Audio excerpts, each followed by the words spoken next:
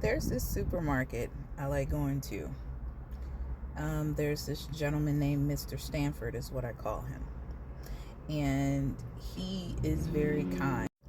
Not in a romantic way, but platonic, like Bert and Ernie. For the holidays, he was watching the AKC show. We talked about that because I ended up catching the show myself and then turn around. He was telling me his roommate now has stage 4 leukemia. And I was telling him about Caretaker Burnout because I've taken care of a cancer patient who had liver cancer and a person who had a stroke, and also multiple nuances of being a caretaker for multiple people.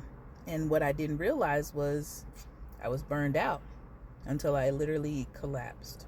And the thing, my burnout was not just caretaker burnout, it was autistic burnout as well, which people think burnout can be 60 days, 30 days, 6 months. Burnout can last 10 years, entire decade. When I say I don't have the capacity for so much anymore to where people will be like, she's very apathetic, it's because I gave when I didn't have anything left to give, and I went too far in the negative.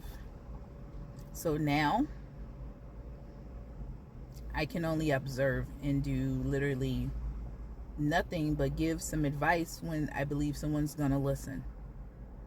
So the advice I can tell you, if you are a caretaker, the signs of burnout: when you start having resentment, you need to start, making sure you have someone to back you up. Because the resentment is there because you're saying you're tired, you're overworked, you're feeling these feelings, and nobody should browbeat you for that. That is normal. That is human. I don't care if you're there, your child, your spouse, whoever they may be to you in your life. Having resentment is a normal feeling when you've been doing every single thing for everyone and you're not really having the ability to pour into yourself. Do not let yourself get too far gone because you feel guilty for not being there. Because you feel guilty when you're there because you really have nothing to give and you're drained anyway. You're going to feel guilty either way. Whatever's going to happen with them is going to happen. They're going to live and they're going to pass away. That is a part of life. Living and passing away is normal.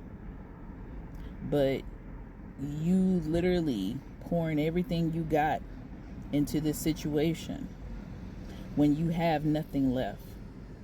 You're pulling from places that don't really exist. And if you do not want to collapse like I did, and I mean not figuratively, I literally collapsed because I was exhausted. And I woke up like a Jane Doe in a hospital. That's not cool. Take care of yourself.